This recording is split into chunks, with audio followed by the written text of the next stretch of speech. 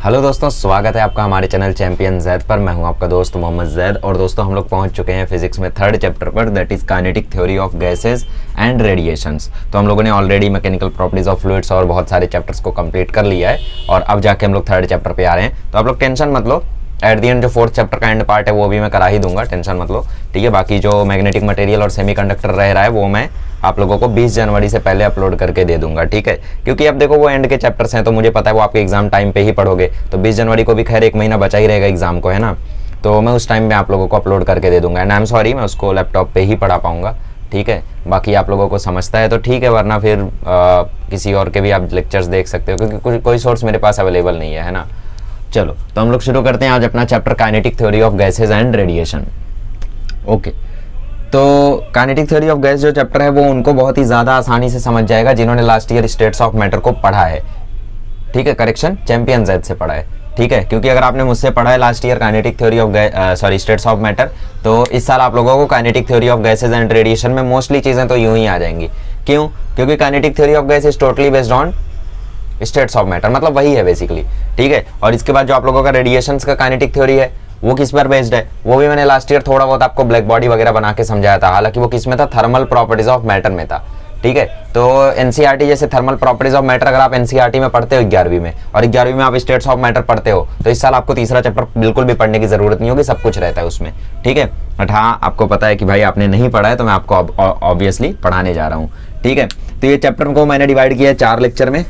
इसमें से पहला लेक्चर आप लोगों का बेस्ड रहेगा रियल गैस पर, आइडियल गैस पर, इसके बारे में समझाऊंगा। फिर प्रेशर क्या लगाती है एक गैस का मॉलिक्यूल, ठीक है, वो बताऊंगा आप लोगों को। उसका डेरिवेशन कराऊंगा जो कि बोर्ड एग्जाम 2022 में आया था, जी हाँ, मेरे बोर्ड एग्जाम में। और मैं इस पर ओवर कॉन्फिडेंट था और इसके कारण मैं ये वाला डेरिवेशन कर नहीं पाया था, हालांकि मैं आप लोगों को जरूर कराऊंगा, ठीक है। इसके बाद मैं आप लोगों को एक्सप्लेन करूंगा कि भाई काइनेटिक एनर्जी, प्रेशर का, ये सब का रिलेशन कैसे होता है, काइनेटिक एनर्जी कैसे निकालते हैं, ये सब सिखाऊंगा। इसके बाद आज का वीडियो स्टॉप कर देंगे law of equipartition of energy बताकर, ठीक है। उसके बाद अगले लेक्चर में मैं आपको सिखाऊंगा डिग्री ऑफ फ्रीडम के बारे में, मेयर्स रिलेशन वगैरह सब कुछ, ठीक है। और उसी के साथ kinetic theory of gas complete हो जाएगा। फिर शुरू होगा काइनेटिक थ्योरी ऑफ रेडिएशन, जिसमें पहला ही टॉपिक होगा ब्लैक बॉडी, उसके बाद किरचॉफ लॉ, ठीक है। फिर डिस्ट्रीब्यूशन, फिर आप लोगों का कोएफिशिएंट ऑफ एब्जॉर्प्शन, ऐसा धीरे धीरे करके आप लोगों को सारे टॉपिक्स में कराऊंगा। तो वो भी मैं 2 ही लेक्चर में कराऊंगा, तो 2 लेक्चर गैस का, 2 लेक्चर रेडिएशन का, दैट्स इट, ठीक है। चैप्टर छोटा है हालांकि, ठीक है। अगर जल्दी जल्दी कराना चाहें तो इसमें कोई खास चीज है नहीं, ठीक है। बकवास बातों को अगर साइड करके मैं कराना चाहूं तो 1 our is more than enough, ठीक है। फिलहाल हम लोग सारी बकवास बातें करेंगे क्योंकि एक फ्रेश लेक्चर है, तो अगर आपका सिलेबस नहीं हुआ है तो फ्रेश तरीके से आप लोग इसमें कर सकते हो, ठीक है। चलो तो सबसे पहले हम शुरू करते हैं काइनेटिक थ्योरी ऑफ गैस। तो हम लोग जब भी गैसेस के बारे में थ्योरेटिकल चीजें पढ़ते हैं तो हम ऑब्वियसली उसमें पढ़ते हैं हमेशा आइडियल गैसेस के बारे में, ठीक है। रियल गैसेस की कभी भी हम लोग चर्चा नहीं करते हैं। आइडियल गैसेस कौन सी गैसेस होती हैं? वो हमारे मन में भरी हुई गैसेस हैं, ठीक है, जिनको हम लोग मतलब रियलिटी में वो एग्जिस्ट नहीं करती हैं, ठीक है। हालांकि एक कंडीशन है जो मैं आपको बताऊंगा। तो ऐसी गैसेस जिनमें PV = nRT इक्वेशन ट्रू होता है, ऐसी गैसेस को हम बोलते हैं आइडियल गैसेस, ठीक है। इन गैसेस में मॉलिक्यूलर फोर्स ऑफ अट्रैक्शन नहीं होता है, इनके जो मॉलिक्यूल्स होते हैं बहुत दूर दूर होते हैं, तो फोर्स ऑफ अट्रैक्शन नहीं होता है, ठीक है। दूर दूर रहे ना रहे लेकिन फोर्स ऑफ अट्रैक्शन नहीं होना चाहिए।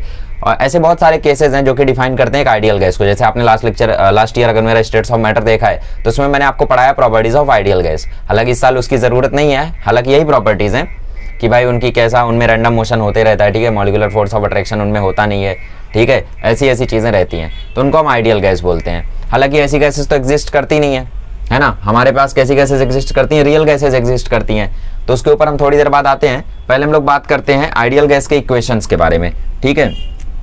तो गैस लॉज के बारे में हम लोग बात करते हैं। तो गैस लॉज में सबसे पहला लॉ हमारे पास जो आया था वो आया था बॉयल्स लॉ, ठीक है। पहला लॉ हमारे पास कौन सा आया था? पहला लॉ हमारे पास आया था बॉयल्स लॉ। तो बॉयल्स ने क्या कहा था कि बच्चों देखो, जो गैस का प्रेशर होता है वो इन्वर्सली प्रोपोर्शनल होता है वॉल्यूम के, अगर टेम्परेचर को कांस्टेंट रखा जाए तो, ठीक है। इन्होंने क्या बोला था? इन्होंने बोला था जो प्रेशर होता है वो वॉल्यूम के इन्वर्सली प्रोपोर्शनल होता है अगर टेम्परेचर को कांस्टेंट रखा जाए तो इनका ये कहना था कि जो PV है वो कांस्टेंट रहता है। देखो V को हमने यहाँ मल्टीप्लाई किया तो PV डायरेक्टली प्रोपोर्शनल टू 1 आ गया, तो PV = सम कांस्टेंट K × 1, तो K × 1 K ही आ जाएगा, तो PV = K। इसका मतलब बॉयल्स लॉ का ये कहना था कि भाई एक जगह जो प्रेशर होगा वही प्रेशर दूसरी जगह पे भी होगा, ठीक है। और V क्या है? V है वॉल्यूम।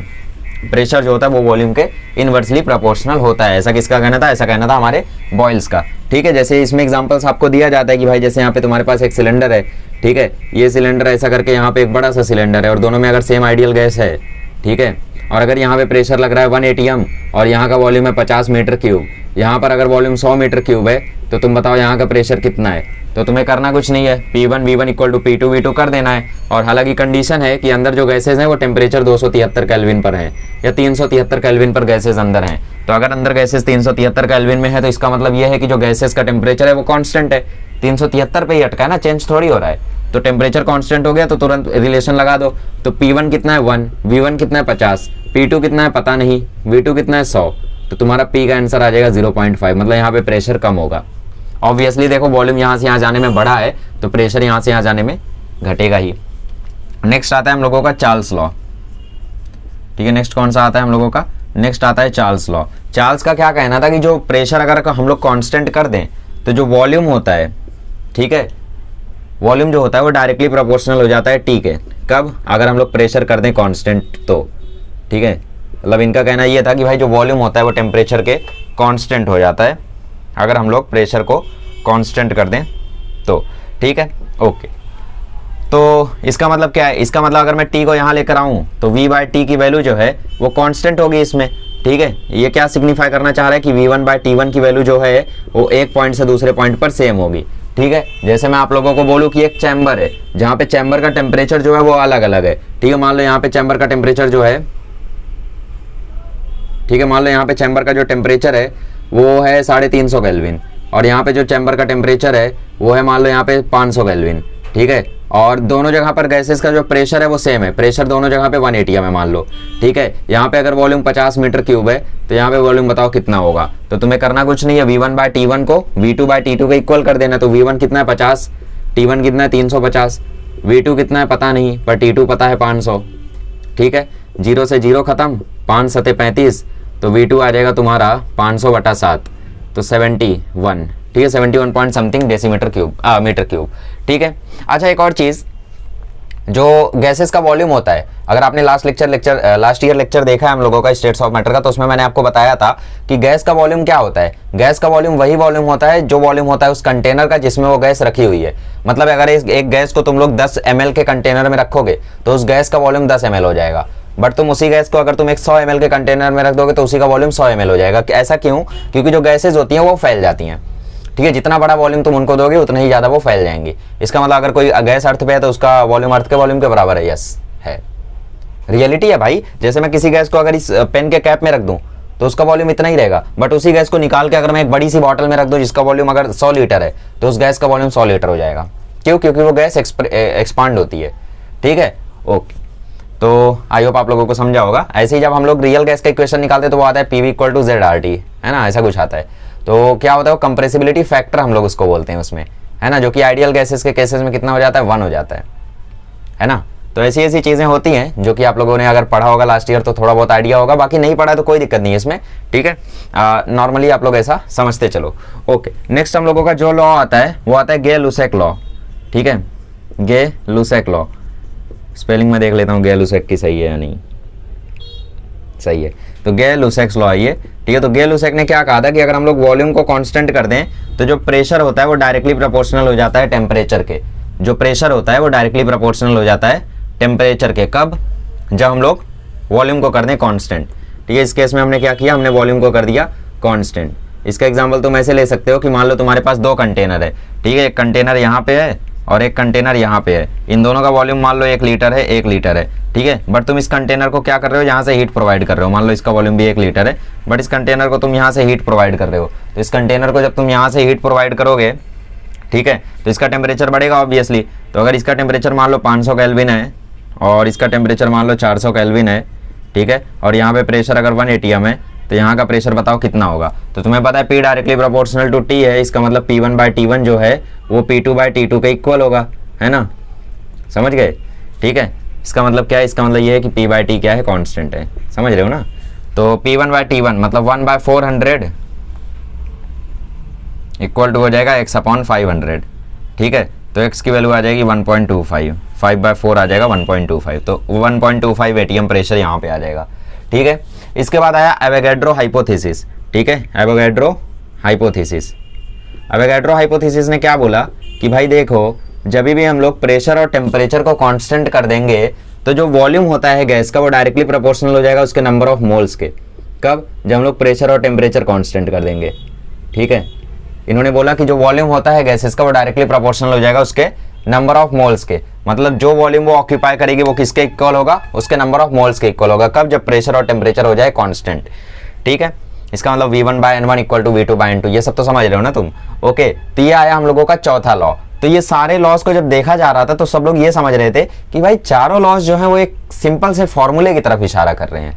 ठीक है, अब वो फॉर्मूला क्या था वही हम लोग अब देखते हैं। ठीक है, तो आप लोगों को समझ में आया सारा का सारा। हालांकि एवोगैड्रो हाइपोथेसिस आपको टेक्स्ट बुक में नहीं दिया हुआ है, उन्होंने डायरेक्टली इसको कांस्टेंट करके इंट्रोड्यूस कर दिया है, जो कि मैं बता रहा हूँ आपको क्या है। ठीक है, चलो तो हम लोग आगे बढ़ते हैं। तो आप लोगों को समझ में आ ही गया होगा बॉयल्स ने क्या कहा, चार्ल्स ने क्या कहा, है ना, एवोगैड्रो ने क्या कहा और गै-लुसैक्स ने क्या कहा। एवोगैड्रो ने क्या कहा? वॉल्यूम जो है वो नंबर ऑफ मोल्स के इक्वल होता है जब प्रेशर और टेम्परेचर को हम लोग कांस्टेंट कर दें। ठीक है, तो बॉयल्स ने हमसे क्या कहा? बॉयल्स ने हमसे कहा कि भैया pressure inversely proportional to volume. Charles ने हमसे क्या कहा? चार्ल्स ने हमसे कहा वॉल्यूम जो है वो इनवर्सली प्रोपोर्शनल टू है टेम्परेचर। ठीक है, उसके बाद हमसे एवोगैड्रो ने क्या कहा? एवोगैड्रो ने हमसे कहा कि भैया जो वॉल्यूम है वो डायरेक्टली प्रोपोर्शनल है एन के। ठीक है, उसके बाद हमसे गै-लुसैक ने क्या कहा? इन्होंने हमसे कहा जो प्रेशर है वो डायरेक्टली प्रोपोर्शनल है टेम्परेचर के। ठीक है, ओके, आइए। तो इन्होंने क्या किया? सारी इक्वेशन को कंबाइन किया। सारी इक्वेशन को उन्होंने कंबाइन किया तो उन्होंने एलएचएस में देखा यहाँ पी है, यहाँ वी है, यहाँ वी है, यहाँ पी है, मतलब एलएचएस में सिर्फ पी वी है। तो सारे इक्वेशंस को जब कंबाइन किया, ठीक है, कॉम्बिनेशन ऑफ ऑल लॉज, तो इससे ये मिला P V is directly proportional. यहाँ पे डिनोमिनेटर में वी है, ठीक है, यहाँ पे डिनोमिनेटर में टी है, यहाँ पे न्यूमरेटर में एन है। अच्छा, चार्ल्स लॉ मैंने गलत लिख दिया, I am sorry. V is directly proportional to T. यहाँ पे न्यूमरेटर में टी है, यहाँ पे न्यूमरेटर में टी है, तो न्यूमरेटर में टी तो फिक्स ही है, न्यूमरेटर में एन है, फिक्स है, डिनोमिनेटर में वी है। ठीक है, तो डिनोमिनेटर में वी लिखने का सेंस नहीं है क्योंकि ये वी जो है ये पी की तरफ जाके पी वी ही बन जाएगा। तो ऐसा उन्होंने कंबाइन किया तो उन्हें मिला P V is directly proportional to N T. फिर उन्होंने प्रोपोर्शनैलिटी साइन हटाया तो आइडियल गैसेस के लिए देखा, इक्वेशन आया हमारे पास p v equal to n r t. ये इक्वेशन किसके लिए ट्रू था? ये इक्वेशन हमारा ट्रू था आइडियल गैसेस के लिए। ठीक है, हालांकि यहाँ पे अगर मैं आपको सबके बारे में बताऊं तो P है यहाँ पे प्रेशर, ठीक है, V है यहाँ पे वॉल्यूम। वॉल्यूम ऑफ गैस क्या होता है? वॉल्यूम ऑफ कंटेनर के बराबर होता है। जिस कंटेनर या जिस फ्लास्क या फिर जिस ट्यूब या फिर जिस भी चीज़ में वो गैस रखी हुई है उसी का वॉल्यूम आपको ले लेना है। N होता है नंबर ऑफ मोल्स, और नंबर ऑफ मोल्स निकालने का फॉर्मूला आपको पता है ऑलरेडी, नहीं पता तो मैं अभी रिपीट करूंगा। R होता है यहाँ पे यूनिवर्सल गैस कॉन्स्टेंट। R क्या होता है यहाँ पे? R होता है यहाँ पे यूनिवर्सल गैस कॉन्स्टेंट। ठीक है, और इसकी वैल्यू कितनी होती है? 8.314 जूल पर मोल केल्विन। ठीक है, जूल पर मोल केल्विन। ये आपको कब रखनी है? ये आपको तब रखनी है जब जूल वूल में चर्चा हो। कभी कैलोरी में चर्चा हो तो 2 रखना, ठीक है। और 0.0821 कब रखोगे? जब एटीएम में चर्चा होगी। एटीएम में चर्चा होगी तो 0.821 रखोगे। कभी जूल पर मोल केल्विन में चर्चा होगी तो आप लोग 8.314 रखोगे, और कभी कैलोरी में चर्चा होगी तो 2 रखोगे। सारी वैल्यूज क्लियर है? चलो, तो ये हो गए आप लोगों के कुछ केसेस।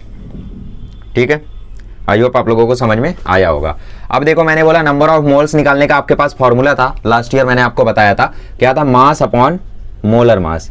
नंबर ऑफ मोल्स निकालने का फॉर्मूला क्या था? मास अपॉन मोलर मास। इसके अलावा एक और फॉर्मूला मैंने आपको बताया था, ठीक है, वो वॉल्यूम वाला हटा दो, वॉल्यूम गिवन अपॉन 22.4 लीटर, उसको हटा दो। उसके अलावा भी मैंने आपको एक फॉर्मूला बताया था, number of molecules upon Avogadro number. मतलब ऊपर जितने मॉलिक्यूल्स आपको उसके दिए हुए हैं उसको ऊपर रखो और नीचे एवोगैड्रो नंबर से उसको डिवाइड कर दो तो आंसर आ जाएगा। और एवोगैड्रो नंबर कितना होता है? 6.022 इंटू 10⁻²2। Okay, 22 plus 22 23। एक मिनट, 23 है। तो एवोगैड्रो नंबर होता है 6.022 इंटू 10⁻23। ठीक है, बहुत सारे लोगों को इसमें डाउट हो जाता है कि भाई 22 है, 23 है, 23 होता है। ठीक है, अच्छा, ये मैंने कैसे याद किया? ये मैंने सॉलिड स्टेट से थोड़ा याद करके, मतलब पहले तो नहीं डाउट होता था, लेकिन जब मैंने बहुत सारी वैल्यूज पढ़ना शुरू किया ना तो मेरे को इसमें डाउट होने लगा।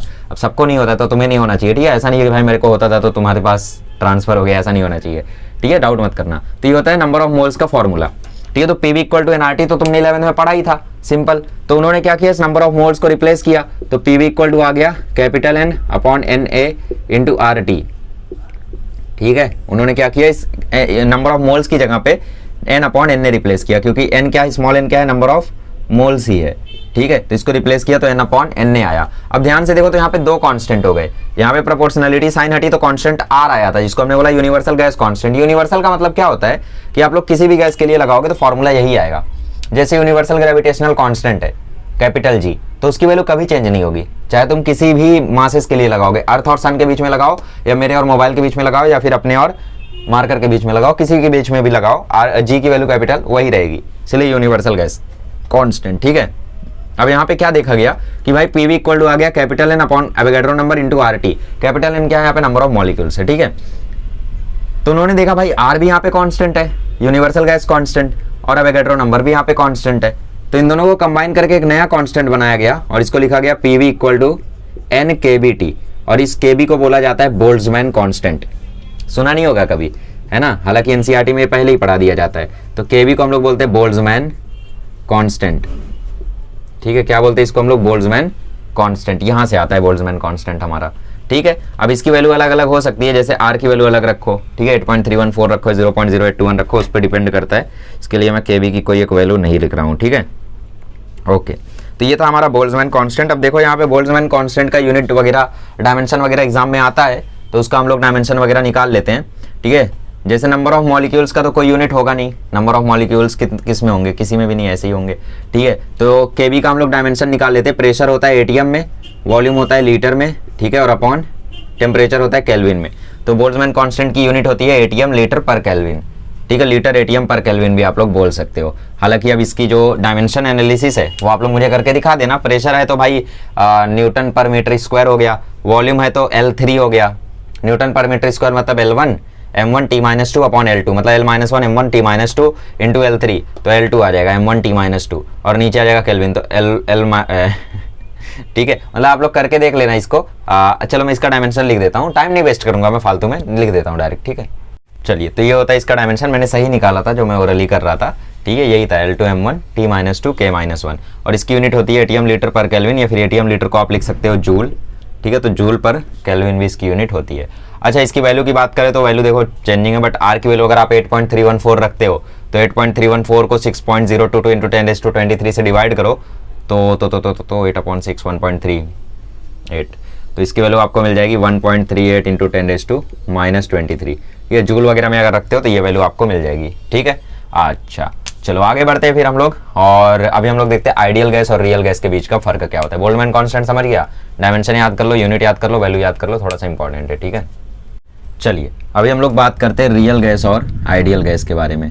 ठीक है, तो आइडियल गैस के बारे में तो हमने देख ही लिया क्या होता है, आइडियल गैस का इक्वेशन भी हमने अभी डिराइव कर ही लिया। ठीक है, आई होप आप लोगों को समझा होगा। ओके, ठीक है, अच्छा, तो आइडियल गैस का हमने इक्वेशन देखा, पीवी इक्वल टू होता है nRT, बट रियल गैस का इक्वेशन ऐसा नहीं होता, इसका इक्वेशन होता है P plus AN² by V², ठीक है, V minus NB equal to nRT।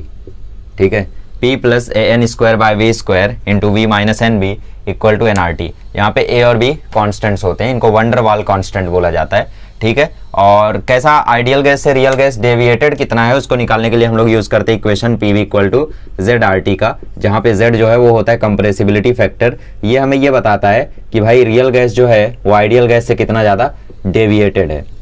ठीक है, ओके, तो यहाँ पे सबसे पहली बात, जो रियल गैसेज हैं इनकी कुछ कुछ प्रॉपर्टीज होती हैं। अब सारी प्रॉपर्टीज तो देखो मैंने आपको लास्ट ईयर, चलो फिर से बता देता हूँ यार। आइडियल गैस जो होता है वो उसका वॉल्यूम क्या होता है, नेग्लिजिबल होता है। ठीक है, ये रैंडम मोशन करती हैं। ठीक है, क्या करती हैं, रैंडम मोशन करती है। All molecules are equal sized.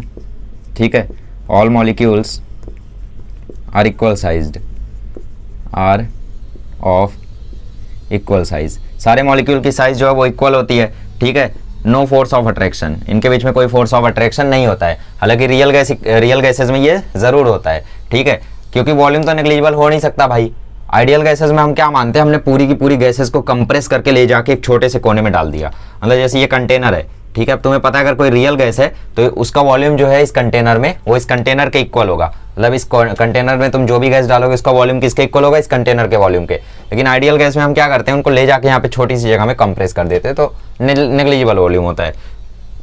Gases random motion करती हैं, हर एक मॉलिक्यूल का साइज जो है वो सेम होता है। ठीक है, और उन मॉलिक्यूल्स के बीच में फोर्स ऑफ अट्रैक्शन नहीं होता है।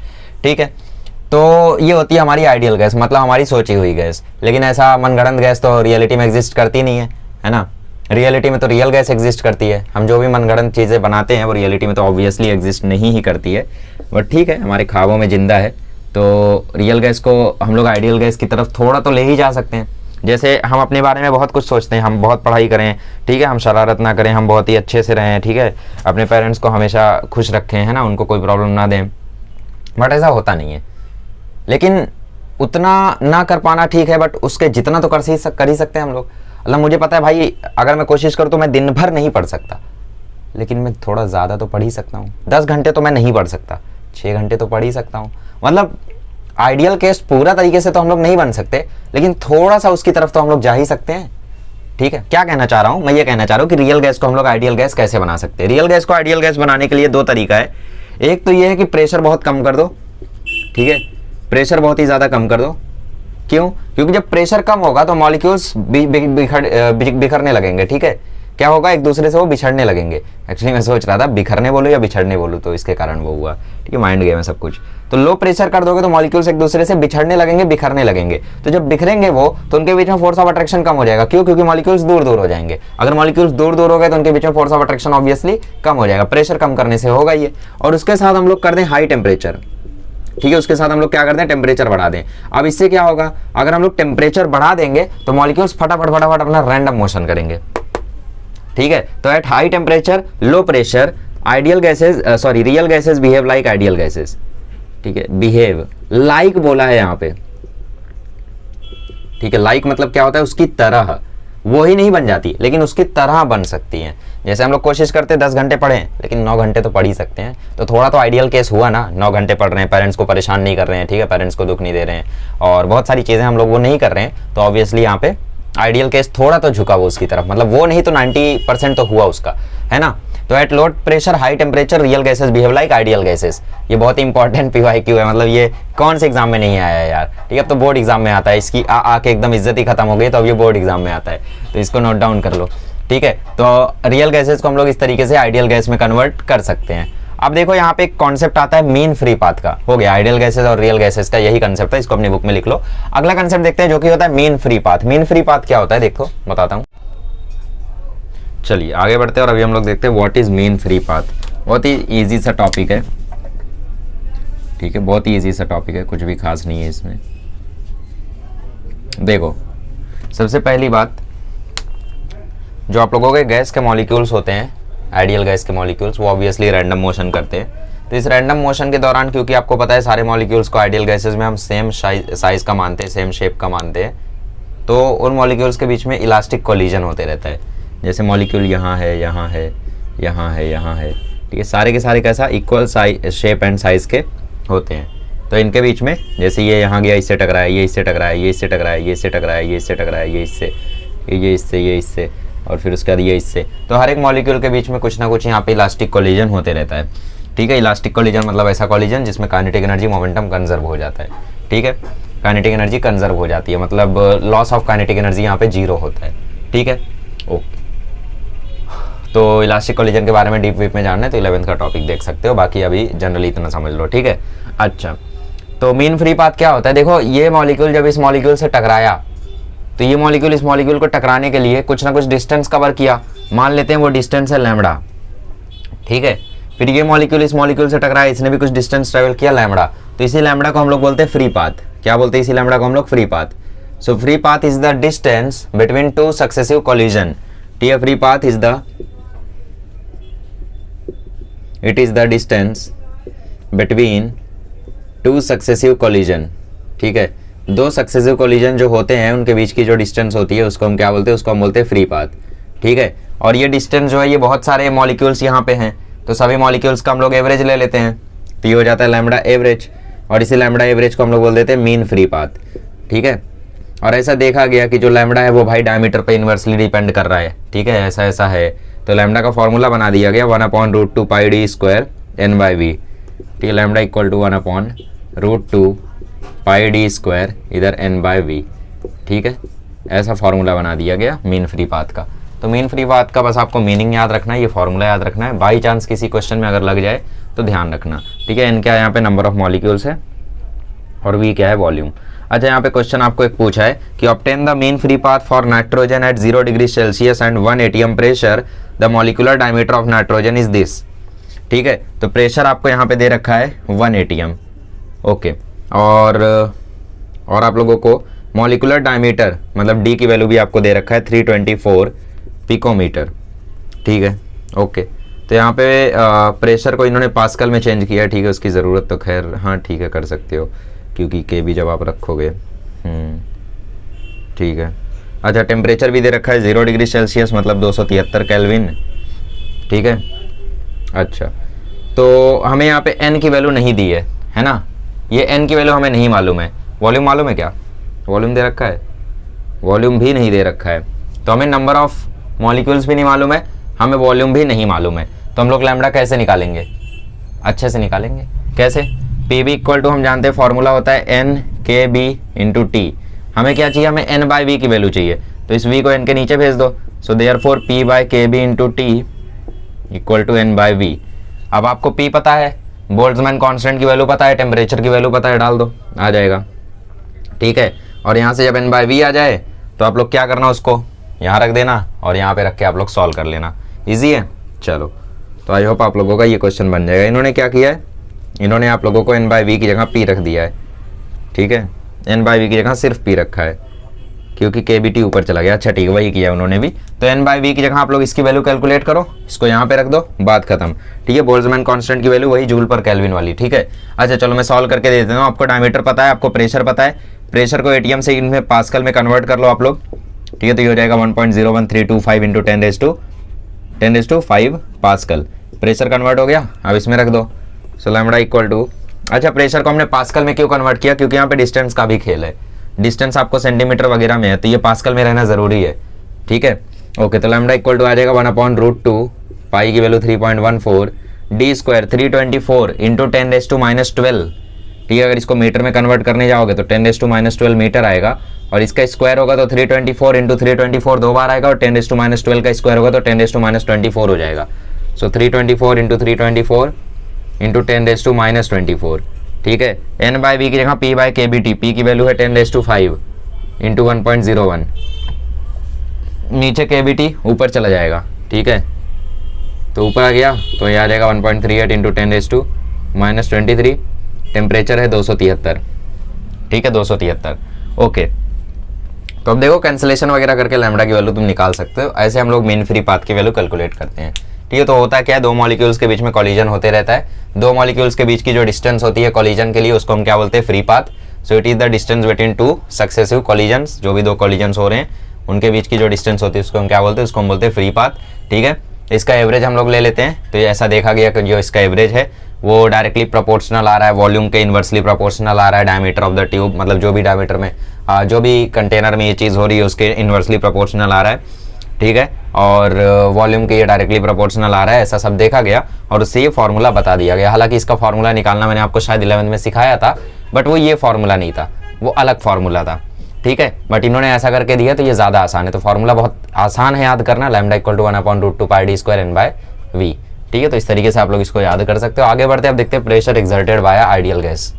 चलिए अभी हम लोग देखते हैं अपना नेक्स्ट टॉपिक, जो कि है प्रेशर ऑफ आइडियल गैस। तो ये ऐसा टॉपिक है जो मतलब थोड़ा सा दुख भी देता है, क्योंकि इसका डेरिवेशन जो है वो काफ़ी ज़्यादा आसान है। तो इसके वजह से मैं इसके ऊपर ओवर कॉन्फिडेंट हो गया था। ऐसा क्यों हुआ? इसके 2-3 रीज़न है। सबसे पहला रीज़न ये कि भाई स्टेट्स ऑफ मैटर जब मैंने 11th में पढ़ा था तो उसी में मैंने ये सारी चीज़ें पढ़ ली थी, तो उसी समय से मुझे ये सारे डेरिवेशन वगैरह आते थे। तो 12th में मैं श्योर था कि भाई ये डेरिवेशन तो मुझे आता है। हालांकि उसके बाद भी शुरू में मैंने प्रैक्टिस की थी। अब इतना तो समझदार हूँ मैं कि भाई शुरू में प्रैक्टिस करूँ एक और बार, है ना।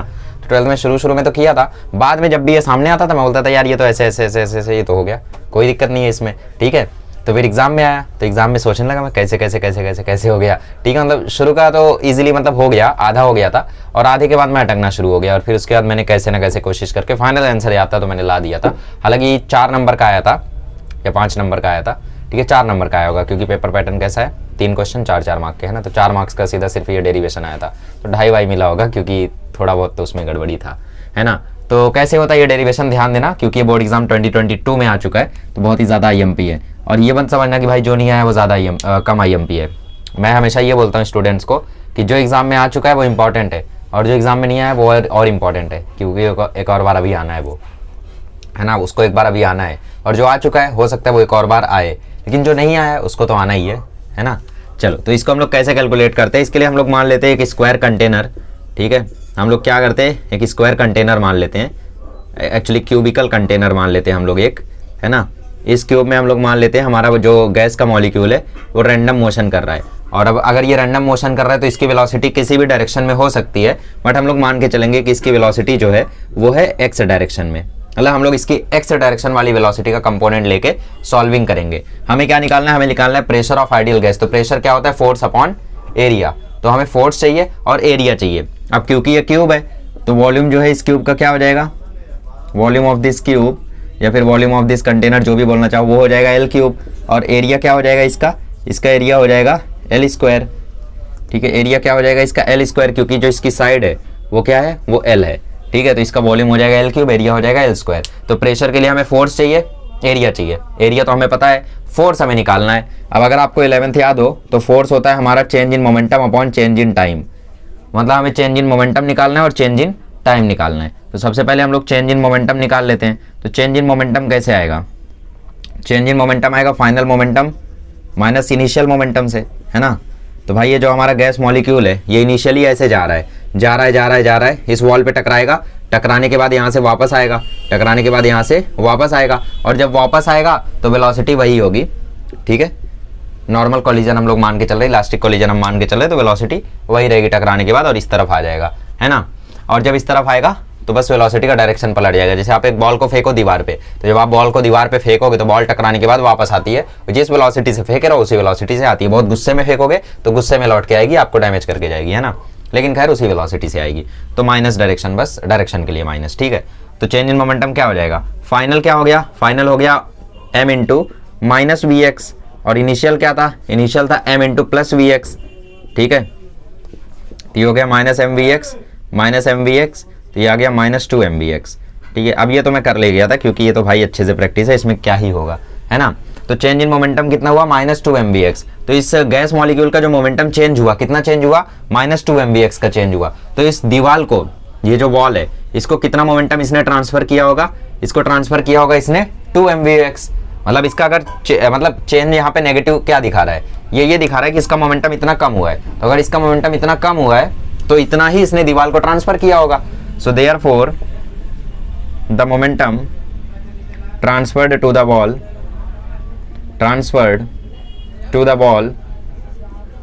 is 2 mvx। ठीक है, प्लस 2 mvx होगा वो, क्यों, क्योंकि अगर इसका मोमेंटम घटा है तो उसका बढ़ा होगा, मोमेंटम कंजर्व रहता है ना, इलास्टिक कोलिजन है, तो ये अगर घटा है तो वो बढ़ा होगा, है ना। तो प्लस 2 mvx हो जाएगा ये। तो हमें डेल्टा पी की वैल्यू मिल गई प्लस 2 mvx। अब हमें डेल्टा टी चाहिए, तो चेंज इन टाइम कितना हुआ, जितने देर में ये कोलिजन हुआ। तो मान लेते गैस मॉलिक्यूल यहाँ से गया, यहाँ पे टकराया और टकरा के वापस आया, तो यहाँ से गया, टकराया और टकरा के वापस आया, तो इतने डिस्टेंस कितनी कवर की, डिस्टेंस कवर की जाते समय l और आते समय l। तो total distance travelled by molecule, total distance covered by molecule कितने डिस्टेंस कवर कर लेगा, डिस्टेंस वो कवर कर लेगा 2l। ठीक है, और उसकी वेलोसिटी क्या है vx। ओके, तो टाइम क्या हो जाएगा, वेलोसिटी होती है डिस्टेंस अपॉन टाइम, तो टाइम हो जाएगा डिस्टेंस अपॉन वेलोसिटी। तो यहाँ पे डेल्टा टी की वैल्यू आ जाएगी डिस्टेंस कितनी है 2l, और वेलोसिटी क्या है इसकी, हम लोग सिर्फ x डायरेक्शन की वेलोसिटी कंसीडर कर रहे हैं, तो ये आ जाएगा vx। तो डेल्टा टी की भी वैल्यू हमें मिल गई है, तो हमें डेल्टा p मिल गया, हमें डेल्टा t मिल गया। तो हम f में डाल लेते हैं।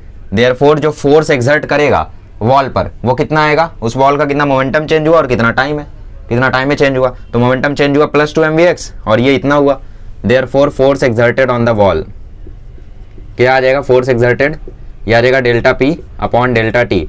तो ये कितना हुआ 2 mvx, और डेल्टा टी क्या है, डेल्टा टी है 2l बाई vx। तो ये vx ऊपर चला जाएगा, 2 से 2 कैंसिल हो जाएगा, तो ये आ जाएगा mvx का स्क्वायर अपॉन l। ठीक है, ठीक है, कोई दिक्कत नहीं है। ठीक है, ओके, तो ये आ गया हमारा फोर्स। अब क्या यहाँ पे सिर्फ एक ही मॉलिक्यूल फोर्स एक्सर्ट करेगा, अब यहाँ से मुझे दिक्कत आना शुरू हो गई थी, मैंने यहाँ तक कर लिया था। ठीक है, यहाँ तक मैंने कर लिया था, फिर फोर्स अपॉन एरिया भी कर लिया था, और बट उसके बाद दिक्कतें आना शुरू हुई थी। ठीक है, मतलब एग्जाम में यहाँ तक मैं कर लिया था, कोई दिक्कत नहीं थी इसमें। अब देखो क्या यहाँ पे एक ही मॉलिक्यूल है ना, बहुत सारे मॉलिक्यूल है। So since there are many molecules ठीक है, हम लोग कंसिडर कर लेते हैं लेट से यहाँ पे n मॉलिक्यूल है, ठीक है, लेट से देयर आर n मॉलिक्यूल्स, ठीक है, n molecules exerting force on the wall, जो कि क्या कर रहे हैं, फोर्स एक्सर्ट कर रहे हैं किस पे, वॉल पर फोर्स एक्सर्ट कर रहे हैं। तो किसी का जो फोर्स है, their force of one molecule will be equal to mvx 1 का स्क्वायर अपॉन l।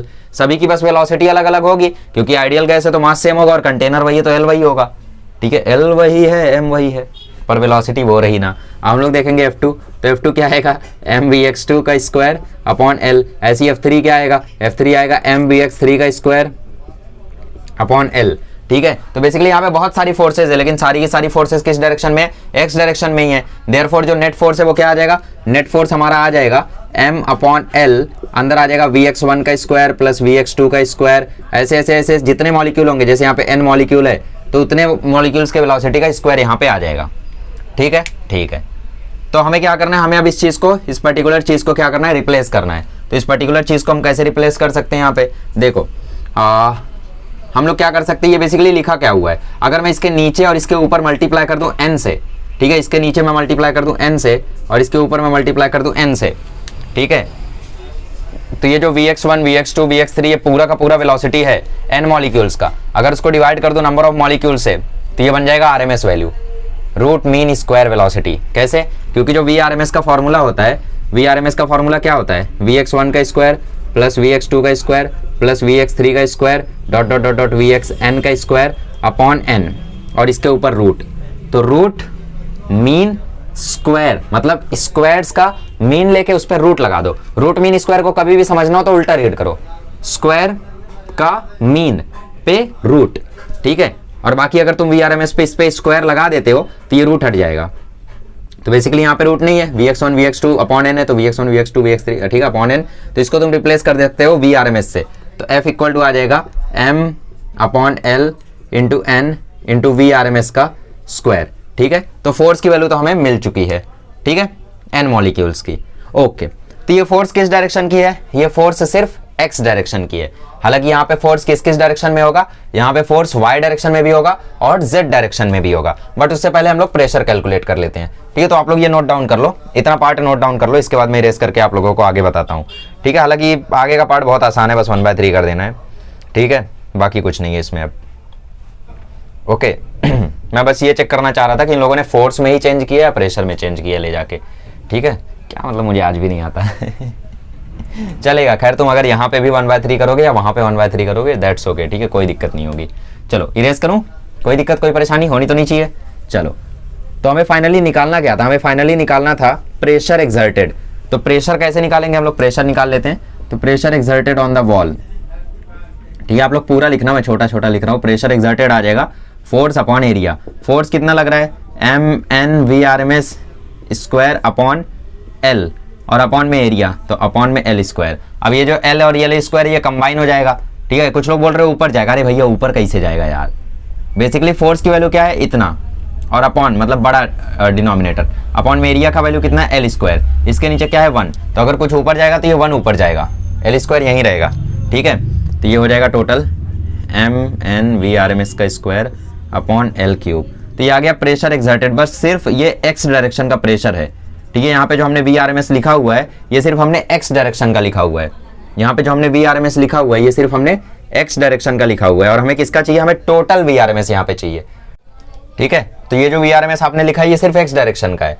तो अगर आपको टोटल वेलोसिटी चाहिए, अच्छा देखो टोटल वेलोसिटी जो होगी वो होगी क्या, वो होगी vector sum of x direction, vector sum of y direction, ठीक है, प्लस z डायरेक्शन। सारे डायरेक्शन की वेलोसिटीज का वेक्टर सम ले लोगे तो आपको टोटल वेलोसिटी मिल जाएगा। तो यहाँ पे कितने डायरेक्शन है, 3 डायरेक्शन है। तो अगर मुझे किसी एक डायरेक्शन का वेलोसिटी चाहिए, मतलब vx की वैल्यू चाहिए, तो मैं क्या करूंगा, यहाँ पे vx इक्वल टू कर दूंगा 1/3 ऑफ v स्क्वायर। अब ये मैंने कैसे कर दिया, ऐसा मैंने इसलिए कर दिया क्योंकि तीनों डायरेक्शन में वेलोसिटी सेम है, since vx equal to vy equal to vz, तीनों डायरेक्शन में जो वेलोसिटीज है वो सेम है।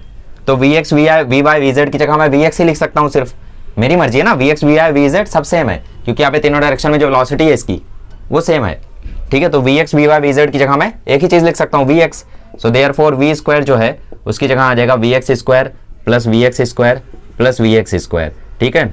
So therefore v square equal to आ जाएगा 3 times vx square, therefore vx square equal to आ जाएगा 1/3 ऑफ v स्क्वायर।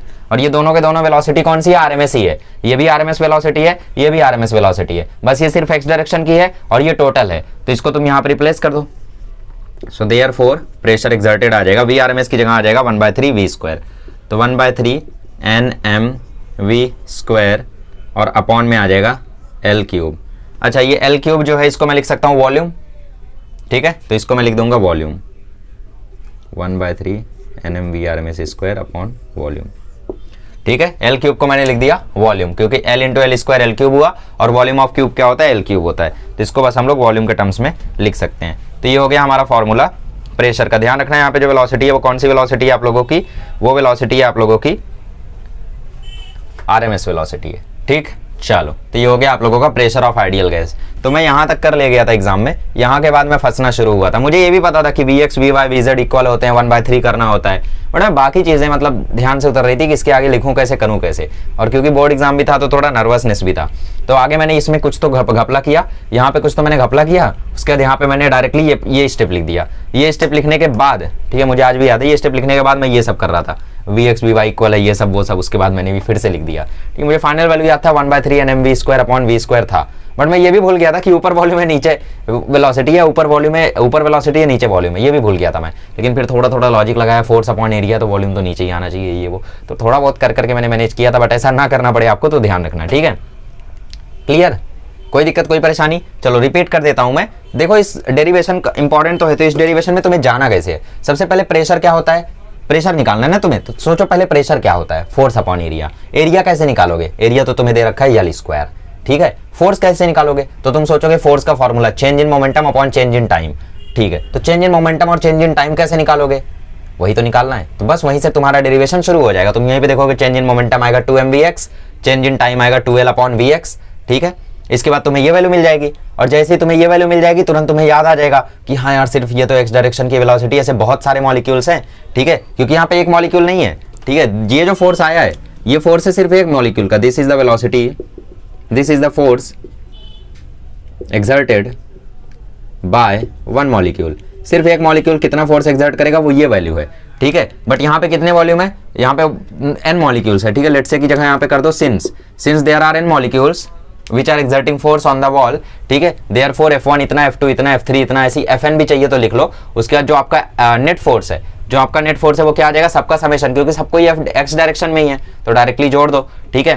तो ये हो गया। अब तुम्हें पता है अगर ऊपर नीचे तुम n से मल्टीप्लाई कर दोगे तो ये आरएमएस वैल्यू बन जाएगा, क्योंकि आरएमएस वैल्यू ये होता है, ठीक है। तो ये बन गया आरएमएस वैल्यू ऐसा ऐसा, ठीक है। अब तुम्हें पता है कि यहाँ पे जो आरएमएस वेलोसिटी तुमने लिखी है सिर्फ एक्स डायरेक्शन की है, बट तुम्हें टोटल वेलोसिटी चाहिए। तो एक्स वाई जेड तीनों तरफ सिमेट्री होगी, तो सिमेट्री से Vx Vy Vz इक्वल हो गया, तो Vx की वैल्यू आ जाएगी 1/3 वी स्क्वायर। बस इसको रिप्लेस कर दो, काम खत्म। बाकी तुम अगर एग्जाम में यहाँ पे L क्यूब की जगह V लिख के और V RMS x स्क्वायर की जगह मतलब ये स्टेप ना करके अगर तुम ये फाइनल आंसर ना लिख के यहाँ पे ही बस L क्यूब को V लिख देते हो तो भी ज़्यादा मार्क्स नहीं घटेगा।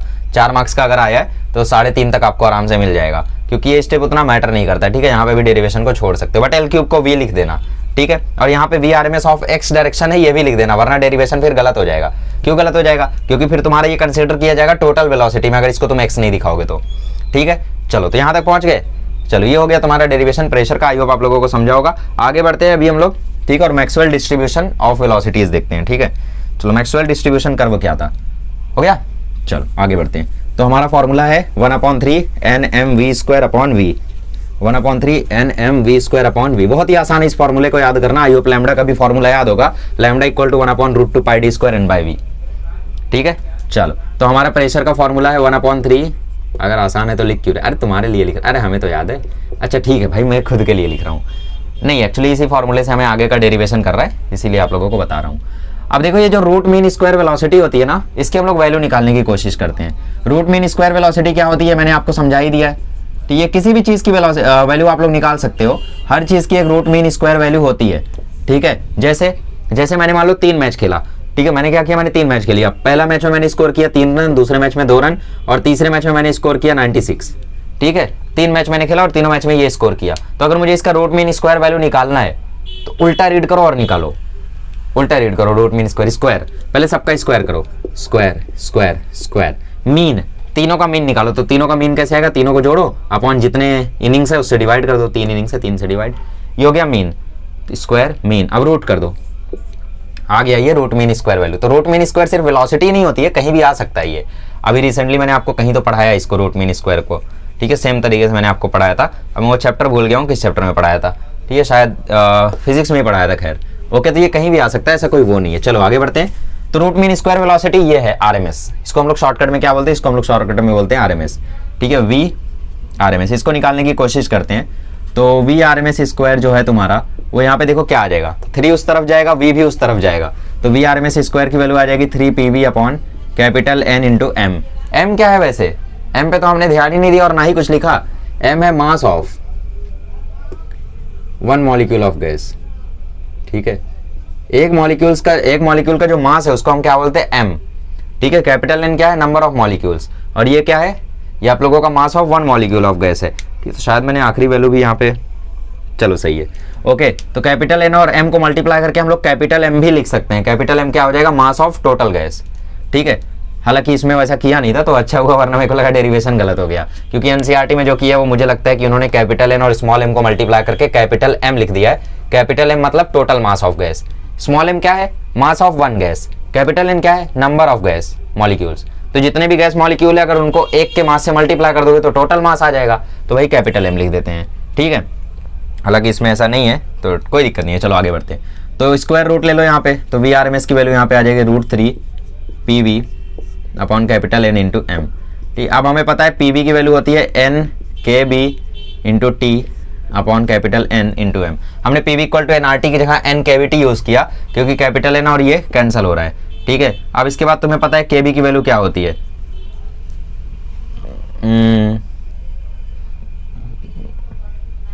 अच्छा चलो वही वैल्यू यूज कर लो क्योंकि यहाँ पे थोड़ी दिक्कत हो रही है। दिक्कत नहीं मतलब समझा सकता हूँ लेकिन बात वही रहेगी। तो 3 ये हो गया NRT upon PV equal to NRT हो गया और नीचे कैपिटल N इंटू एम, ठीक है। अब कैपिटल N इंटू एम क्या हो गया, हमारा टोटल मास ऑफ गैस हो गया, ठीक है। कैपिटल N इंटू एम क्या हो गया, हमारा टोटल मास ऑफ गैस हो गया, total mass of gas. Therefore इसको हम लोग क्या लिख सकते हैं, कैपिटल M लिख सकते हैं, ठीक है। मोलर मास ऑफ गैस हम बोल सकते हैं इसको, ठीक है। अच्छा नहीं, मास ऑफ गैस है ना ये, तो मोलर मास क्या, तो 3 NRT अपॉन कैपिटल M। फिर ये नंबर ऑफ मोल्स का फॉर्मूला लगा दो। नंबर ऑफ मोल्स का फॉर्मूला होता है मास, ठीक है, मास अपॉन मोलर मास। तो मोलर मास को मैं m0 से दिखा रहा हूँ और ये कैपिटल M यहाँ पे ऑलरेडी है और ये RT, कैपिटल N से कैपिटल M खत्म, तो VRMS का यहाँ पे फॉर्मूला आ गया √3 RT/m, ठीक है, ठीक है। समझ में आया, नहीं आया, चलो एक्सप्लेन करता हूँ। मैंने तुमसे बोला कि जो ये capital N into small m की वैल्यू है इसको हम लोग लिख सकते हैं capital M, that is total mass of gas. कैसे, क्योंकि जो स्मॉल m है वो है मास ऑफ 1 गैस और जो कैपिटल N है वो है टोटल नंबर ऑफ गैस। तो मान लो 100 गैसेज हैं, एक गैस का वजन 8 ग्राम है, तो टोटल वजन कितना हुआ, तुम खुद बोल रहे हो 800 ग्राम। कैसे निकाला तुमने नंबर ऑफ गैस मॉलिक्यूल को एक गैस के मास से मल्टीप्लाई कर दिया, वही किया ना। तो capital N into small m अगर मैं भी करूं तो क्या आ जाएगा, टोटल मास ऑफ गैस आ जाएगा, दैट इज कैपिटल M, ठीक, क्लियर। तो हमने 3 PV की जगह हमने लिख दिया NRT, capital N into M की जगह हमने लिख दिया कैपिटल M, क्लियर, इतना क्लियर। चलो उसके बाद हमने क्या किया, नंबर ऑफ मोल्स का फॉर्मूला लगाया। नंबर ऑफ मोल्स का फॉर्मूला क्या होता है, mass of gas upon molar of mass of gas. तो mass of gas upon molar mass of gas और ये कैपिटल M यहाँ पे है तो ये इससे कैंसिल हो गया, तो बचा √3 RT/m। यहाँ पे जो m0 है ये होता है मोलर मास, ध्यान रखना ये उस गैस का मोलर मास है जिसके लिए भी तुम्हें एनालिसिस करना है, ठीक है, ओके। अब यही नहीं, यहाँ पे 2 और टाइप की वेलोसिटीज होती हैं। एक होती है मोस्ट प्रोबेबल वेलोसिटी, ठीक है, एक क्या होती है, एक होती है मोस्ट प्रोबेबल वेलोसिटी, जिसको हम लोग रिप्रेजेंट करते हैं VMP से। MP सर, VMP का फॉर्मूला होता है √2 RT/m0, ठीक है। एक होता है एवरेज वेलोसिटी, एवरेज वेलोसिटी का फॉर्मूला होता है, इसको रिप्रेजेंट करते हैं V एवरेज से, और V एवरेज का फॉर्मूला होता है √8/π RT/m। तो अब तीनों देख के तुम मुझे ये बताओ कि सबसे बड़ी वैल्यू कौन सी है, सबसे बड़ी वैल्यू कौन सी है बताओ। सबसे बड़ी वैल्यू यहाँ पे देखो, एनालाइज करते हैं। RT/m0 सबका सेम है, RT/m0 सबका सेम है। फैक्टर क्या है, RMS का फैक्टर है √3, एवरेज वैल्यू का फैक्टर है √8/π और मोस्ट प्रोबेबल का फैक्टर है 2। तो √3 की वैल्यू आपको पता है 1.732 होती है, ठीक है। रूट 2 की भी वैल्यू आपको पता है 1.414 होता है। 8/पाई जो है उसकी वैल्यू 8/3.14, ये समथिंग 2 पॉइंट समथिंग आ जाएगा, मतलब 2 से तो ज्यादा ही आएगा। 8 को जब 3.14 से डिवाइड करोगे तो वो 2 से तो ज्यादा ही आएगा, और अगर ये वैल्यू रूट के अंदर 2 से ज्यादा है तो रूट 2 से ज्यादा ही इसकी वैल्यू आएगी, मतलब रूट 2 से बड़ा ही होगा। तो इसीलिए जो आरएमएस वैल्यू होती है वो एवरेज वेलोसिटी से बड़ी होती है, और average velocity most probable velocity से बड़ी होती है। ये क्वेश्चन हालांकि आ चुका है नीट वगैरह में। तो V RMS is greater than V average and it is greater than most probable velocity. ठीक है, ओके, इतना क्लियर? चलो, क्लियर ना? तो ये होती है मोस्ट प्रोबेबल वेलोसिटी और ये होती है एवरेज वेलोसिटी, इसको नोट डाउन करना। चलो आगे बढ़ते हैं, और मैं आपको एक बढ़िया सी चीज बताता हूँ जिसको हम बोलते हैं मैक्सवेल्स डिस्ट्रीब्यूशन ऑफ वेलोसिटी। ठीक है, उन्होंने एक अपना ग्राफ बनाया और उस ग्राफ में उन्होंने इसका डिस्ट्रीब्यूशन हमें दिखाया। तो हमें पता है वी आर एम एस जो है इसकी वैल्यू होती है √3RT/m। इससे पहले मैं भूल जाऊँ नहीं यार, ऐसा नहीं है, याद है मुझे यार, ये सब मैंने कैसा 11वीं में भी पढ़ लिया था। ठीक है, और वी एवरेज जो है इसकी वैल्यू होती है √8/πRT/m। m लिखते कई लोग, मैं m नॉट लिख रहा हूँ क्योंकि शुरू के डेरिवेशन में मैंने m नॉट कर दिया था, तो करना पड़ेगा आप। ओके, तो हम बनाएंगे मैक्सवेल्स डिस्ट्रीब्यूशन ऑफ कर्व। उन्होंने क्या किया? ठीक है, उन्होंने क्या किया? उन्होंने y एक्सिस पे रखा फ्रैक्शन ऑफ मॉलिक्यूल्स को। ठीक है, y एक्सिस पे उन्होंने रखा फ्रैक्शंस ऑफ मॉलिक्यूल्स को। इसको ऐसे भी तुम लोग बोल सकते हो number of molecules per unit volume. ठीक है, कितने नंबर ऑफ मॉलिक्यूल्स है उस पर्टिकुलर वॉल्यूम में, उसको हम क्या बोलते हैं? Fraction of molecule. और x एक्सिस पे उन्होंने रखी वेलोसिटी। और इसके बाद जब उन्होंने जांचा, ठीक है, उन्होंने जब कर्व बनाना शुरू किया तो ये जो कर्व है इनका ये कुछ ऐसा आया, बेल शेप का। ठीक है, तो उन्होंने ये देखा कि ये पॉइंट ऐसा है जहां पे सबसे ज्यादा नंबर ऑफ मॉलिक्यूल्स की वेलोसिटी है। ये पॉइंट कौन सा है? ये मैक्सिमम वेलोसिटी का पॉइंट नहीं है, क्योंकि वेलोसिटी y एक्सिस पर नहीं है, वेलोसिटी x एक्सिस पर है। तुम जैसे जैसे x में आगे जाओगे वैसे वैसे वेलोसिटी बढ़ेगी। तो क्या ये x में सबसे आगे चले गए ना? ये तो x में काफी पीछे हो तुम, बल्कि y में सबसे ऊपर चले गए। तो इसका मतलब यहाँ पे फ्रैक्शन ऑफ मॉलिक्यूल्स की वैल्यू सबसे ज्यादा है। मतलब ये पर्टिकुलर मॉलिक्यूल्स जो हैं, ठीक है, ये पर्टिकुलर वेलोसिटी जो है, ये पर्टिकुलर वेलोसिटी, ये वेलोसिटी जो है इसको मैक्सिमम मॉलिक्यूल्स फॉलो करते हैं। ठीक है, इसी को हम बोलते हैं मोस्ट प्रोबेबल वेलोसिटी। इसी को हम क्या बोलते हैं? इसी को हम बोलते हैं मोस्ट प्रोबेबल वेलोसिटी। मतलब मैक्सिमम मॉलिक्यूल्स जो है वो इसी वेलोसिटी पे चलते हैं, तो इस वेलोसिटी को हमने बोला मोस्ट प्रोबेबल वेलोसिटी, और इसकी वैल्यू निकाली गई √2RT/m0। अब क्योंकि मोस्ट प्रोबेबल वेलोसिटी से बड़ा होता है आरएमएस वैल्यू, और आरएमएस से पहले आ जाता है एवरेज वैल्यू, तो जो आरएमएस वैल्यू है वो कहीं यहाँ आता है। ठीक है, आरएमएस वैल्यू कहीं यहाँ आता है, इसको हम बोलते हैं वी आरएमएस। अच्छा, और एक बात कि ये कर्व इन्होंने ऐसा क्यों बनाया? क्योंकि इस कर्व से ना तुम नंबर ऑफ पार्टिकल्स निकाल सकते हो। ठीक है, इस कर्व से क्या कर सकते हो? तुम नंबर ऑफ मॉलिक्यूल्स निकाल सकते हो। कैसे? मान लो तुमने यहाँ से एक स्ट्रिप काटी, ठीक है, एक पतली सी यहाँ से तुमने एक स्ट्रिप काटी, और उसके बाद जब तुम इस स्ट्रिप का एरिया निकालोगे, इस पतली सी स्ट्रिप का जब आप लोग एक एरिया निकालोगे, तो जो इसका एरिया आएगा ना वो तुम्हें देगा टोटल नंबर ऑफ मॉलिक्यूल्स। और इसका एरिया कैसे आएगा? Velocity into fraction of molecules. ठीक है, या फिर fraction of molecules into dv। छोटा सा वेलोसिटी हमने काटा है dv, और लेंथ तो है ही फ्रैक्शन ऑफ मॉलिक्यूल। ठीक है, कैसे प्रूफ करूं? देखो, तुम्हारी जो ये लेंथ है ऊपर वाली, ये क्या है? ये है dn/dv। ठीक है, और ब्रेथ कितनी तुमने काटी है? छोटी सी dv ब्रेथ काटी है, तो dv कट गया, तो dn क्या है? Number of molecules. ऐसे आएगा। ठीक है, अच्छा, एक और चीज कि यहाँ पे ग्राफ को देखने का तरीका ये नहीं होता है। अगर तुम ऐसे देख रहे हो, ठीक है, मान लो यहाँ पे कोई एक वेलोसिटी है, ठीक है, यहाँ पे कोई एक वेलोसिटी है, मान लो ये वाली वेलोसिटी है, ये हमने कोई v1 एक मार्क किया, तो यहाँ पे ये मॉलिक्यूल्स आए, तो इसका मतलब क्या होता है? इसका मतलब होता है इतने फ्रैक्शन ऑफ मॉलिक्यूल्स जो हैं वो v1 शो कर रहे हैं। इतने फ्रैक्शन ऑफ मॉलिक्यूल, मतलब यहाँ पे अगर 0 वैल्यू है और यहाँ पे 2 है, तो 2 फ्रैक्शन की वैल्यू 2, मतलब जो भी यहाँ पे फ्रैक्शन की वैल्यू है, ठीक है, मान लो फ्रैक्शन की वैल्यू कुछ x है, तो यहाँ पे x फ्रैक्शन ऑफ मॉलिक्यूल्स जो हैं वो क्या कर रहे हैं? v1 वेलोसिटी शो कर रहे हैं।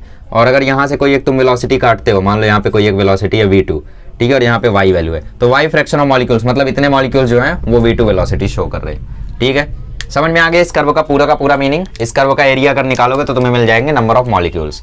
चलो, ये हो गया मैक्सवेल्स डिस्ट्रीब्यूशन कर्व, हालांकि आप लोगों को समझ में आ गया होगा। ठीक है, ओके। अच्छा, इतनी चीजें आप लोगों को यहाँ पे दी हुई है। एक और चीज दी हुई है स्पीड ऑफ साउंड के बारे में। ठीक है, आपको पता है कि स्पीड ऑफ साउंड जो होता है, अगर आपने 11 थोड़ा बहुत पढ़ा है, तो स्पीड ऑफ साउंड जो होता है वो होता है √γ/RT/m।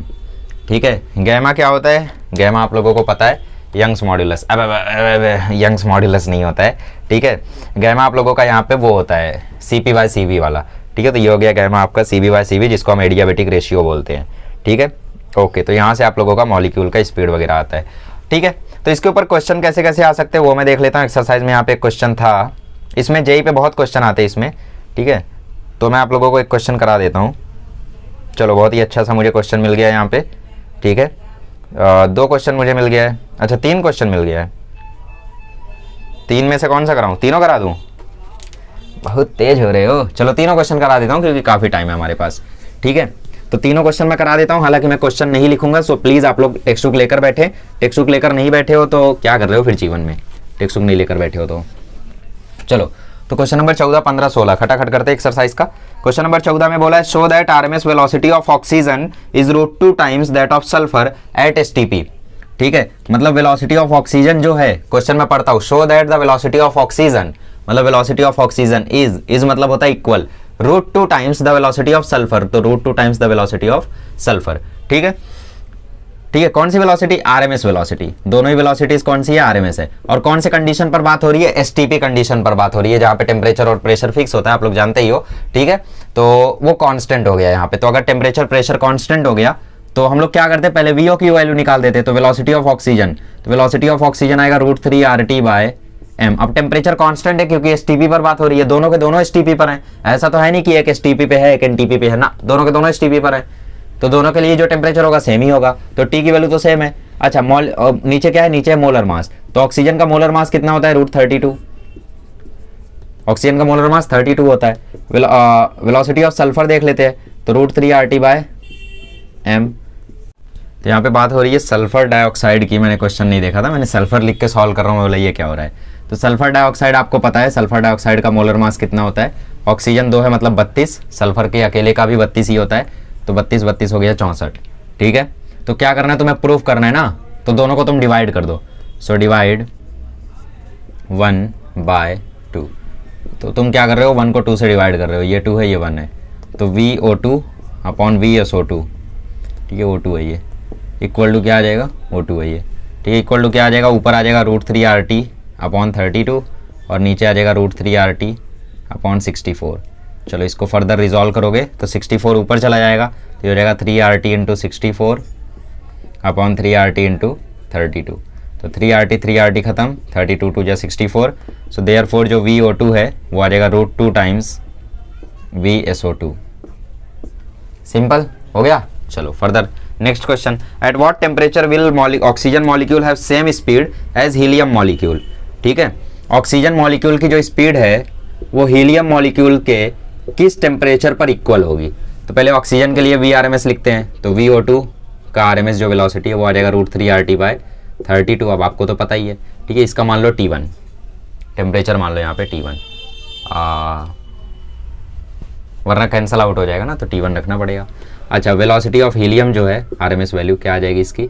√3 RT/4। इसके लिए मान लो T2, ठीक है। अच्छा, एक की तो वेलोसिटी यहाँ पे देनी चाहिए थी,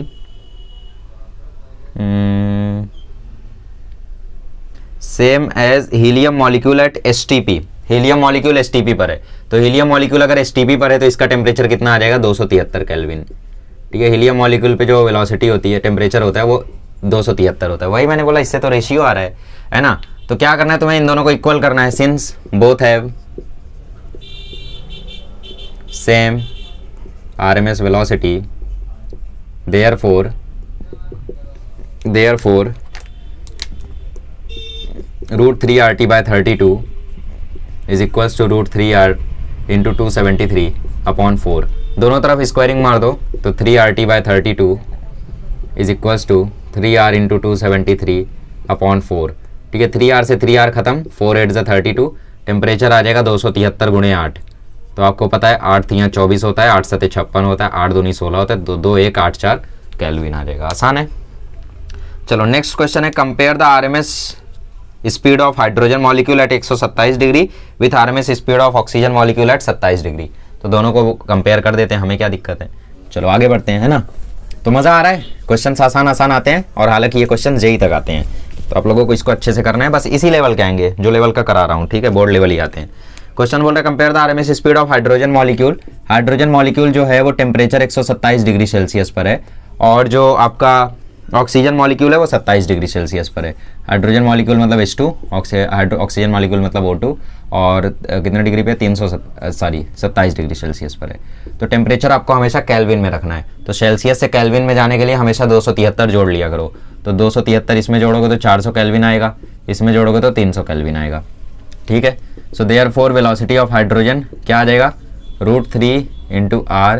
टेम्परेचर कितना है 400, और मोलर मास कितना है 2, और वेलोसिटी ऑफ ऑक्सीजन यहाँ पे लिखोगे तो क्या आ जाएगा √3 × R। टेम्परेचर है 300, और ऑक्सीजन का मोलर मास कितना होता है 32।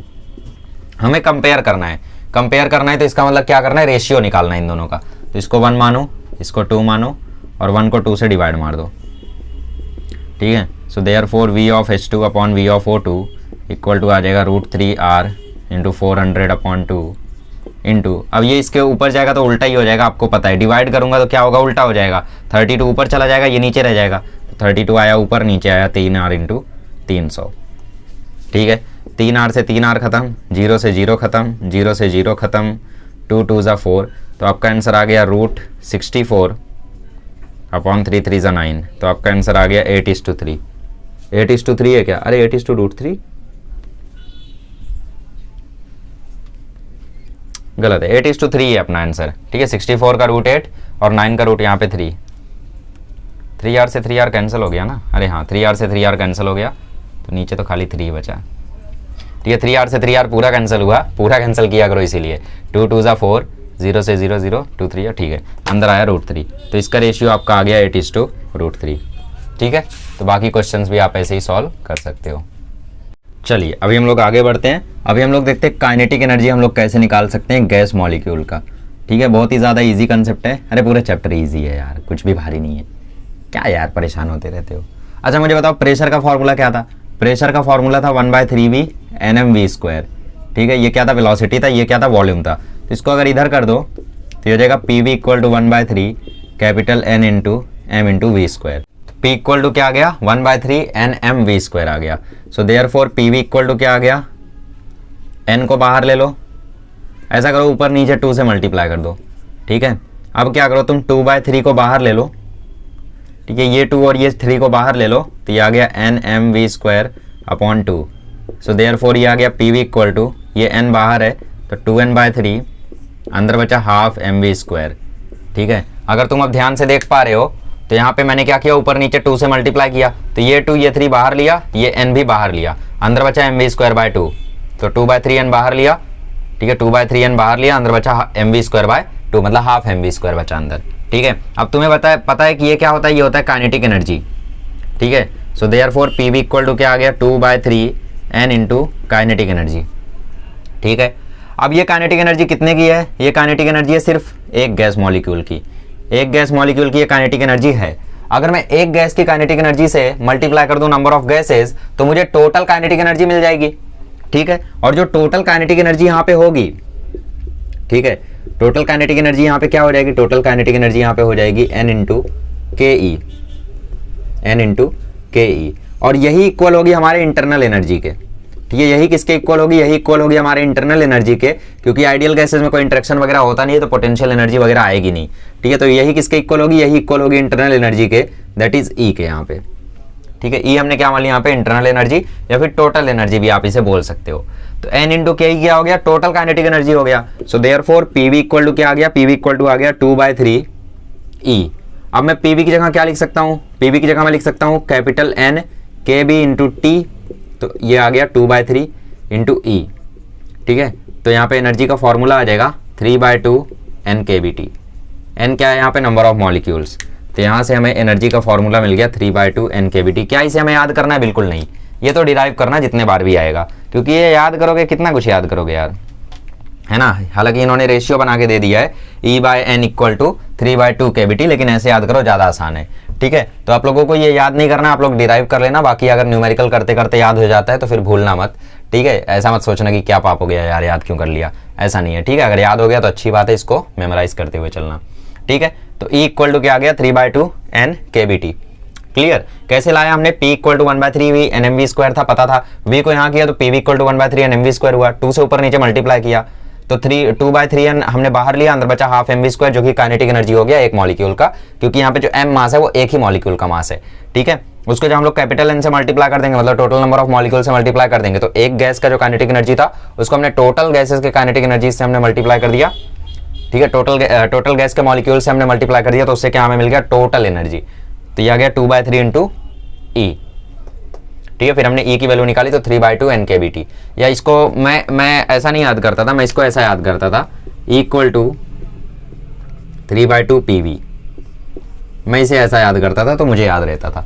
ठीक है, चलो समझ में आ गया। चलो नेक्स्ट आता है law of equipartition of energy. अब law of equipartition of energy क्या कहता है?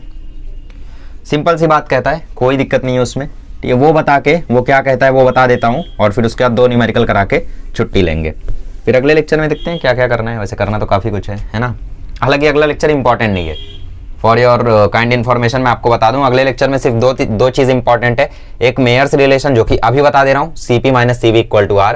एक गैमा की वैल्यू जो कि होती है CP/CV। इसके अलावा आपको मोनो एटॉमिक गैस का डिग्री ऑफ फ्रीडम कितना, CP कितना होता है, डायटॉमिक गैस का CP कितना होता है, ये आपको मैंने फिजिक्स में निकालना सिखा दिया थर्मोडायनेमिक्स में। तो अगला लेक्चर अगर आप पूरा नहीं देखते हो, अगर आपके पास टाइम नहीं है तो अगला लेक्चर मत देखो, सिर्फ आज के लेक्चर में इतना समझते जाओ कि गैमा की वैल्यू CP/CV होती है और CP माइनस CV R होता है। ठीक है, इसके अलावा कुछ भी जरूरी नहीं है। ठीक है, CV की वैल्यू मोनो एटॉमिक गैस के लिए 3/2 R होती है और डायटॉमिक गैस के लिए 5/2 R होती है। बस अब बाकी सब तुम खुद कर ले जाओगे, क्योंकि CP मैंने बता दिया तो CP खुद निकाल लोगे। कैसे? CP minus CV equal to R था, अगर CV 3/2 R है तो CP आ जाएगा R प्लस 3/2 R, मतलब 5R/2। ठीक है, तो इस तरीके से निकाल लोगे। बाकी अगर फील चाहिए बढ़िया से पढ़ना है तो अगले लेक्चर में आ सकते हो। हालांकि अगले लेक्चर में अगर देखते हो अगला लेक्चर तो आखिरी का 10 मिनट देख लेना, उसमें मैं रिवाइज करा दूंगा, बस उतना इंपॉर्टेंट है। बाकी थर्ड और फोर्थ बहुत इंपॉर्टेंट है। ठीक है, ओके। हाँ, तो मैंने बोल रहा था law of equipartition of energy, ये क्या कहता है हमें? ये हमें ये कहता है कि भाई जो भी एनर्जी हम ट्रांसफर करते हैं, ठीक है, वो क्या होती है? इक्वली डिवाइड हो जाती है, इसीलिए इक्विपार्टीशन। ठीक है, तो law of equipartition of energy कुछ और नहीं कहता, वही कहता है कि भाई जब भी हम लोग काइनेटिक एनर्जी प्रोवाइड करते हैं एक मॉलिक्यूल को, तो वो काइनेटिक एनर्जी जो है वो मॉलिक्यूल अपना तीनों डायरेक्शन में यूज करता है। एक्स डायरेक्शन में जो काइनेटिक एनर्जी यूज करता है वो हो गया हाफ mv(x²), वाई डायरेक्शन में जो यूज करता है वो हाफ mv(y²), एक्स डायरेक्शन में जो यूज करेगा वो हो जाएगा हाफ mv(z²). तीन डायरेक्शन में वेलोसिटी तो तीन काइनेटिक एनर्जी, तीनों को जोड़ दोगे आ जाएगा 3/2 जी। ठीक है, बस यही कहता है आपका law of equipartition of energy. तो मीन एनर्जी पर मॉलिक्यूल जो होती है वो होती है 3/2 kBT। ठीक है, मीन एनर्जी पर मॉलिक्यूल। ई क्या है आपका? Mean energy. एन से डिवाइड कर दो तो पर मॉलिक्यूल आपको मिल जाएगा, क्योंकि ये क्या है? टोटल नंबर ऑफ मॉलिक्यूल को, तो एनर्जी को टोटल नंबर ऑफ मॉलिक्यूल से अगर डिवाइड कर दोगे तो एक मॉलिक्यूल के बारे में बात हो जाएगी। तो मीन एनर्जी पर मॉलिक्यूल जो है वो होती है 3/2 kBT, और वो डिवाइडेड होती है हाफ kBT और हाफ kBT में। ठीक है, ऐसे ये क्या होती है? डिवाइडेड होती है। ओके, और इसमें कुछ भी नहीं है, इसमें वही बोला है कि भाई जो कंपोनेंट्स है, ठीक है, हाफ kBT में क्या होती है? एनर्जी डिवाइडेड होती है, 3 पार्ट्स होते हैं इसके, और तीनों को जोड़ोगे तो आ जाएगा 3/2 kBT। ठीक है, और ये किसकी बात कर रहा है? E/N की बात कर रहा है। E/N की वैल्यू क्या आती है? 3/2 kBT। हालांकि ये हमारे टाइम पे रिड्यूस किया था, अब क्यों रिड्यूस किया था वो समझा ही नहीं। क्यों? इतना घटिया सा टॉपिक है भाई, है ना, एग्जाम में आना है, कुछ और नहीं होना है इसका, क्यों रिड्यूस किया? ठीक है, समझ गए? इक्विपार्टीशन ऑफ एनर्जी मतलब जो भी एनर्जी आप देते हो 3 इक्वली पार्ट में डिवाइड हो जाती है XYZ में।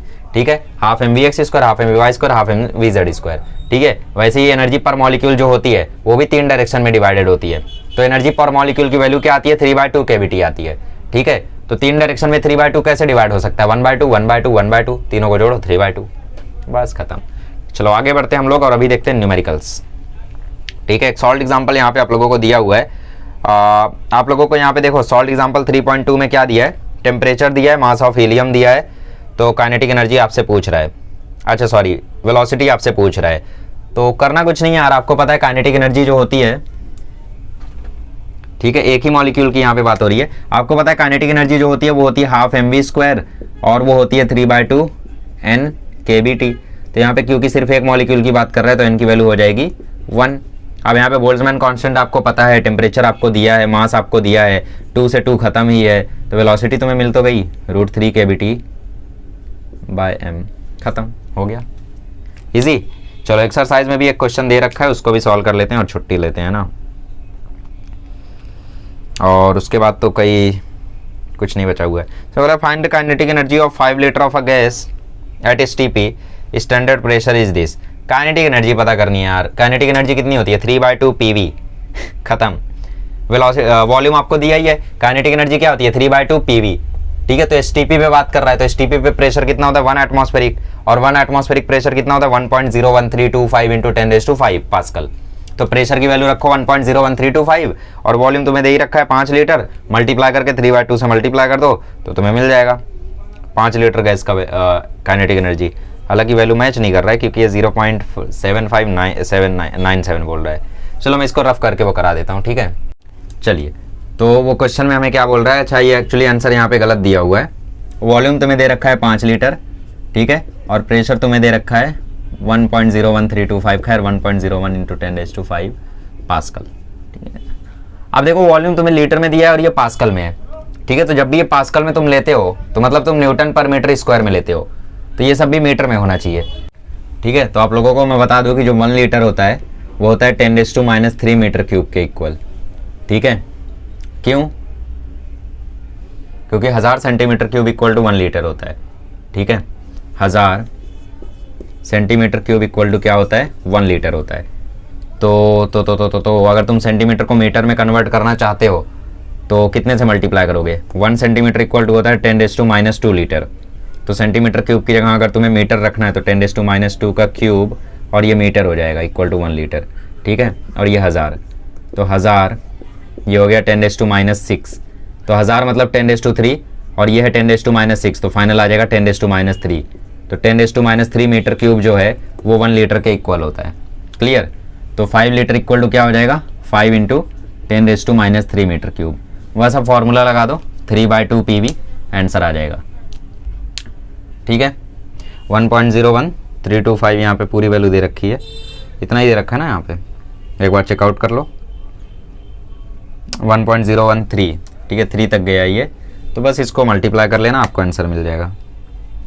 इजी है, ठीक है। चलो, तो आई होप आप लोगों को आज का लेक्चर समझ में आया होगा। अगर आपको लेक्चर अच्छा लगा है तो फिर अच्छे से पढ़ाई करें, रिवाइज करें, ठीक है। और उसके बाद नेक्स्ट लेक्चर को ज्वाइन करें। अगर नेक्स्ट लेक्चर अगर आपके पास टाइम कम है तो नेक्स्ट लेक्चर का आखिरी 10 मिनट ही देखना, बस बाकी जाने देना, ठीक है। अगर टाइम ज़्यादा है, पूरे फील के साथ समझना है तो पूरा देखो, मैं तो रिकमेंड करूँगा पूरा देखो। अगर टाइम है तो ठीक है, टाइम नहीं है तो मैं फुल्ली रिकमेंड करूँगा आखिरी का 10 मिनट देखना, दैट्स इट, ठीक है। चलो मिलते हैं अगले लेक्चर में, थैंक यू सो मच।